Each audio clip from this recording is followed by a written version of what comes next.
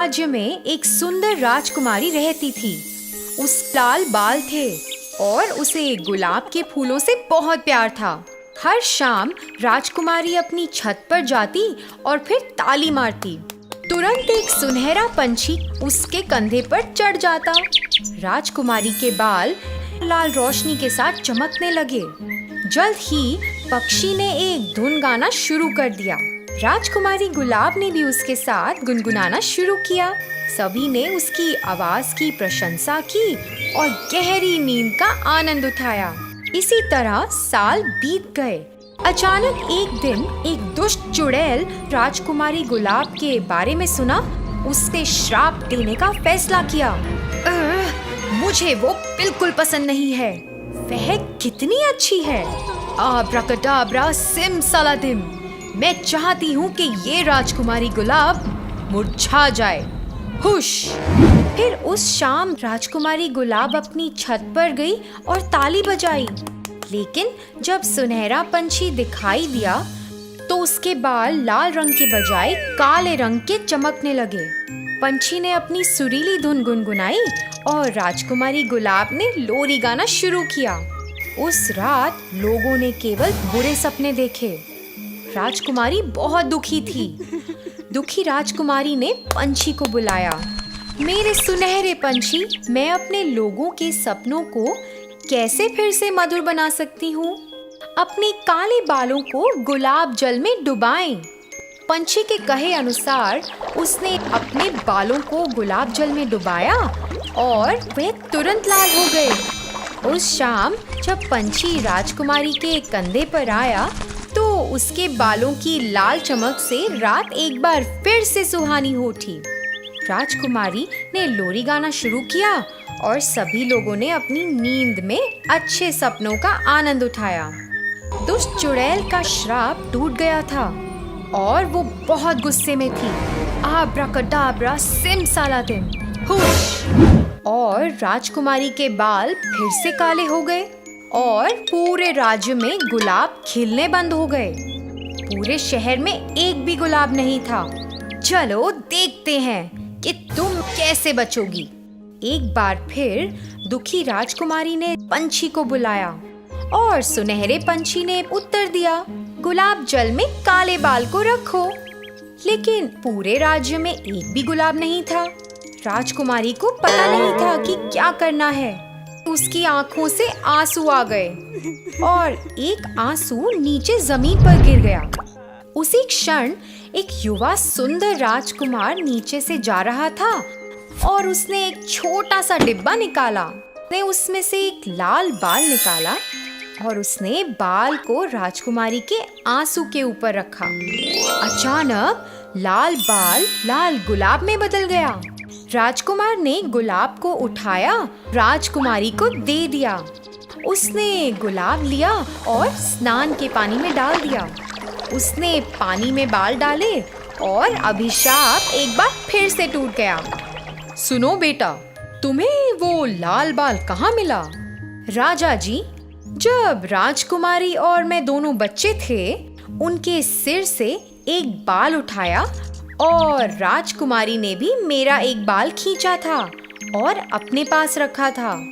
राजकुमारी ने एक छोटा सा डिब्बा निकाला, उसमें से राजकुमार का बाल निकला। हर कोई इस खबर से बहुत खुश था। राजा ने राजकुमार और राजकुमारी के विवाह का ऐलान किया। यह जानने के बाद कि दुष्ट चुड़ैल का अभिशाप फिर से टूट गया है, उसकी बुराई इतनी बढ़ गई कि वह फट गई और उसके 1000 छोटे टुकड़े हो गए। आखिरकार गुलाब के फूलों को एक बार फिर से राज्य के हर बगीचे में लगाया गया और फिर हर शाम राजकुमारी गुलाब और सुनहरे पंछी ने लोरी गाना शुरू किया और सभी लोगों ने अपनी नींद में अच्छे सपनों का आनंद उठाया। एक सफेद रंग का कबूतर जो बहुत ही सुंदर था, गांव के एक लाला ने उसे अपने पिंजरे में बंद करके रखा हुआ था। कबूतर के 4 अंडे थे। बहुत जल्द उनके बच्चे होने वाले थे। कौवे को कबूतर बहुत प्यारा लगता था, इसीलिए अक्सर कौवा उसके पास आकर बातें करने लगता था। कैसे हो भाई? पिंजरे के अंदर जिंदगी कैसी चल रही है? मैं ठीक हूँ, बस अब तो बच्चों के आने का इंतजार है। ये आ जाएंगे तो जीवन बहुत अच्छा हो जाएगा। वैसे इस पिंजरे में बहुत दम घुटता है, बाहर घूमने का बहुत दिल करता है, लेकिन मेरे लाला बहुत अच्छे हैं, मेरा बहुत ख्याल रखते हैं। और तुम सुनाओ, कैसे हो? कौवा कहता है, हाँ, मैं भी ठीक हूँ। बस तुम्हें देखकर मन हुआ तुमसे बात कर लूँ।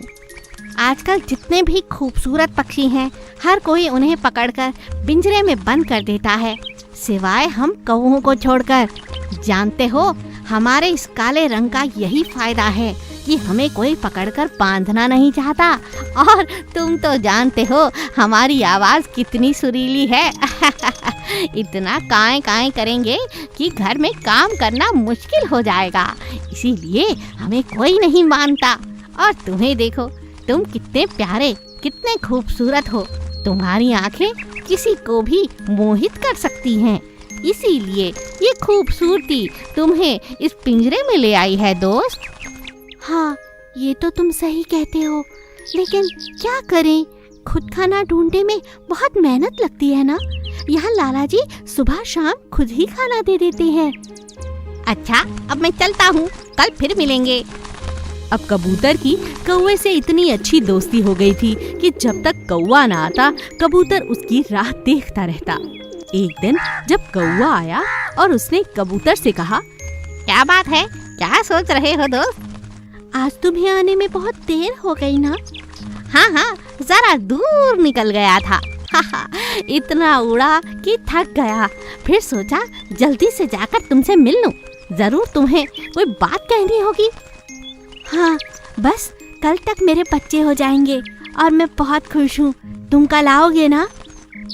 क्या कहा? तुम खुश हो? जानते हो, तुम्हारी तरह तुम्हारे बच्चे भी इसी पिंजरे में रहेंगे। क्या ये खुशी की बात है?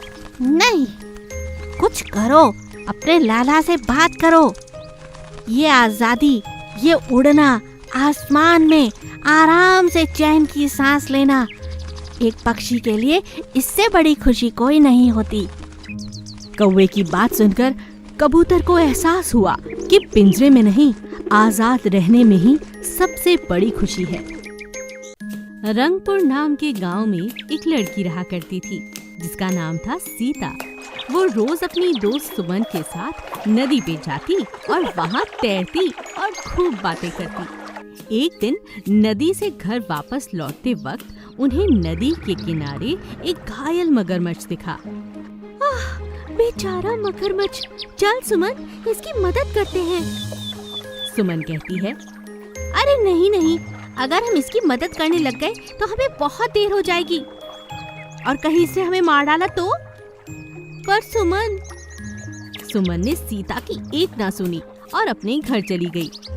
बिना रुके सीता मगरमच्छ के पास गई और उसके घाव पर पट्टी करने लगी।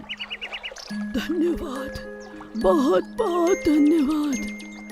सीता मगरमच्छ को बोलता देखकर हैरान रह जाती है। मैं असल में एक इंसान हूँ, लेकिन एक बाबा के श्राप के कारण मैं पूरा दिन मगरमच्छ के रूप में रहता हूँ। सीता को मगरमच्छ पर दया आ जाती है। वो उसे अपनी झोपड़ी में ले आती है। तुम यहाँ रह सकते हो, ये झोपड़ी कई सालों से खाली है। सीता मगरमच्छ का बहुत अच्छे से ख्याल रखती है और रात होने पर जब मगरमच्छ अपने इंसान के रूप में आ जाता है तो उसे खाना खिलाती है।